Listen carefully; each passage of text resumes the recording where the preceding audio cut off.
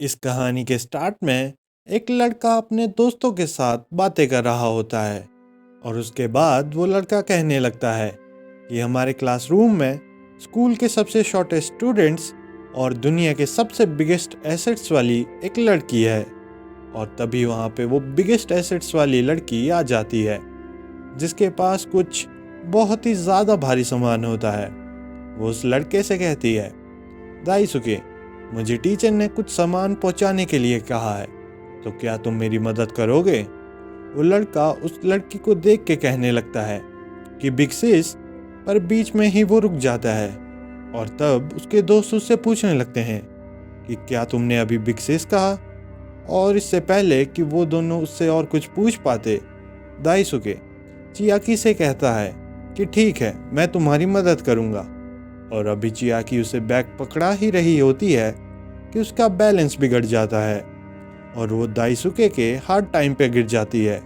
और इसके बाद वो दाइसुके से कहती है कि चलो चलते हैं। अगले ही पल हम एक वॉशरूम का व्यू देखते हैं जहाँ एक स्टॉल में दाइसुके और चियाकी होते हैं और वो दोनों कुछ स्ट्रेस रिलीविंग का काम कर रहे होते हैं।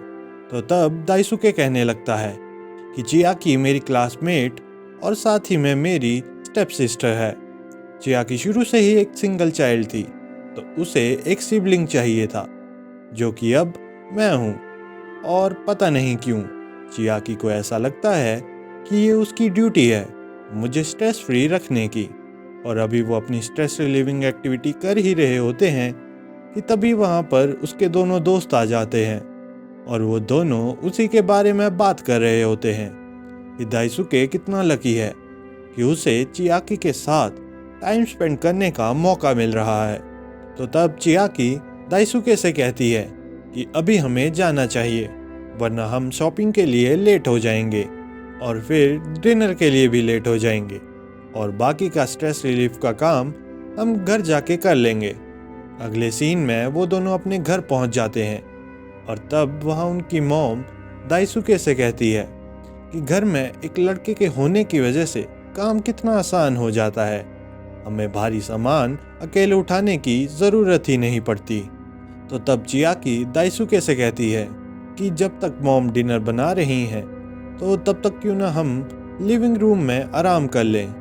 तो तब उनकी मॉम उनसे कहती है कि वो जल्दी ही डिनर बना देगी और डिनर बनाने के काम में लग जाती है और वो दोनों भी लिविंग रूम में आराम करने के लिए बैठ जाते हैं। पर जैसा कि हमें पता है कि ये एक होलसम एनीमे है, तो बिना मेन सीन के काम कैसे हो सकता है।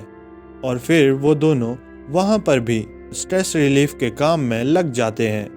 तो अब टाइम है लोकेशन चेंज करने का, तो वो दोनों वहाँ से बहाना बनाकर चले जाते हैं और उनकी मॉम उनको कहती है कि वो उन्हें डिनर बन जाने पर मैसेज कर देगी। अब जैसे ही वो दोनों लिविंग रूम को क्रॉस करते हैं तो तभी वो दोनों फिर से स्ट्रेस रिलीफ के काम में लग जाते हैं और फिर हॉलवे से काम शुरू होते होते दाइसुके के रूम तक वो दोनों स्ट्रेस रिलीफ के काम में ही लगे रहते हैं। और अभी तो उनका मन और ज़्यादा स्ट्रेस दूर करने का था, पर उससे पहले ही उनकी मॉम का मैसेज आ जाता है कि डिनर तैयार है। तो तब चियाकी दाइसुके से कहती है कि अभी हमें डिनर के लिए जाना चाहिए और बाकी का स्ट्रेस रिलीफ का काम हम डिनर के बाद कंटिन्यू कर लेंगे।